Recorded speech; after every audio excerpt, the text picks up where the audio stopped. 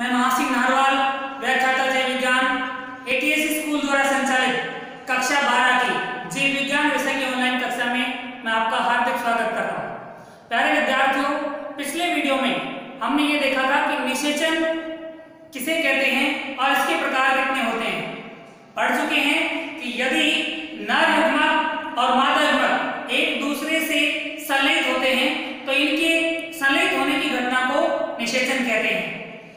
निम्न श्रेणी के जीवों में इसे युग्मक संलयन कहा जाता है और उच्च श्रेणी के जीवों में इसे फर्टिलाइजेशन निषेचन कहा जाता है। इसकी खोज सबसे पहले स्ट्रॉसबर्गर नामक वैज्ञानिक द्वारा की गई थी। आज अपन देखते हैं अगला टॉपिक, अनिषेक जनन। प्यारे विद्यार्थियों, आप इसमें देख रहे होंगे ए से तात्पर्य है के बिना। निषेक ये शब्दांश है जिसका मतलब होता है निषेचन और जनन का मतलब होता है नए जीव का उत्पन्न होना।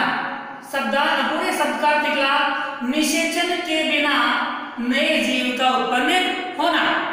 तो यहाँ आप पूरा समझेंगे कि जो मादा युग्मक होता है, किसी भी जीव में जो मादा युग्मक होता है वह निषेचन के पश्चात नए जीव के रूप में परिवर्तित हो जाता है, विकसित हो जाता है। लेकिन अनिषेक जनन में मादा युग्मक नर युग्मक के युग्मन के बिना ही, अर्थात निषेचन के बिना ही नए जीव के रूप में परिवर्तित हो जाता है। तो इस प्रक्रिया को अनिषेक जनन कहते हैं। अर्थात नर युग्मक के युग्मन के बिना ही मादा युग्मक का नए जीव के रूप में विकसित हो जाना अनिषेक जनन कहलाता है।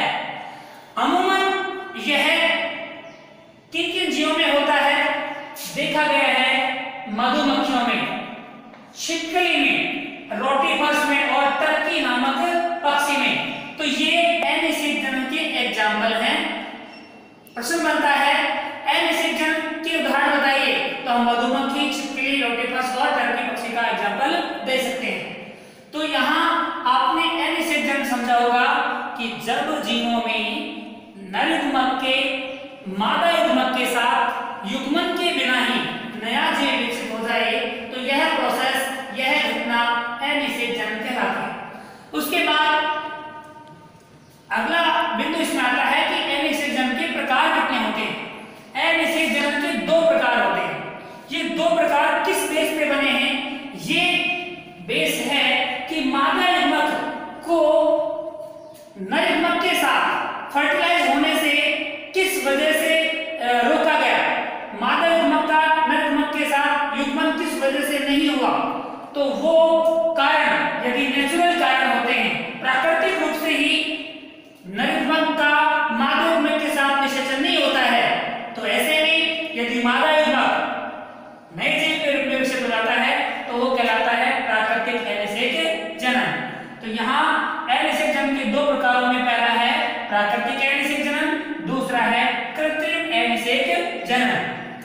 जिसमें हमने प्राकृतिक अनिषेक जनन में पढ़ा है कि जब कोई जीव निषेचन की प्रक्रिया में प्राकृतिक कारणों से उसमें निषेचन ना हो तो वह प्राकृतिक अनिषेक जनन कहलाता है।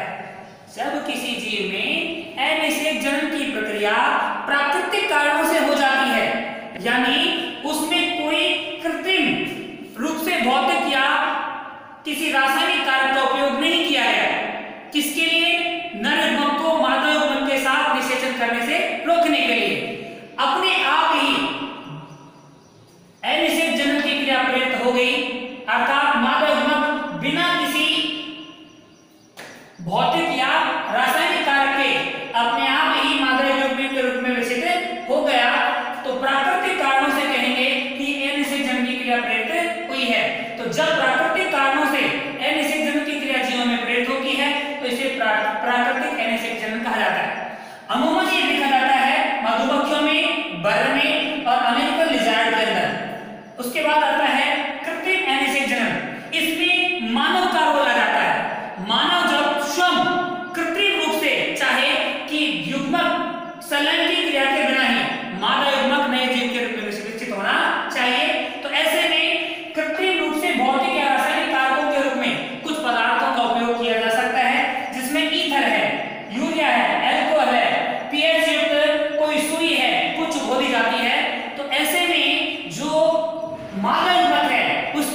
हमारी मक्का संलयन हो ही नहीं पाता है और वह बिना निषेचन के ही नए जीव विकसित हो जाता है।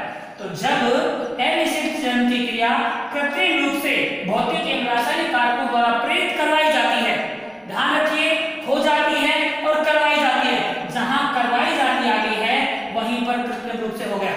तो जब कृत्रिम रूप से अनिषेचन की क्रिया को प्रेरित करवाया जाता है तो उसे हम कृत्रिम अनिषेक जनन कहते हैं।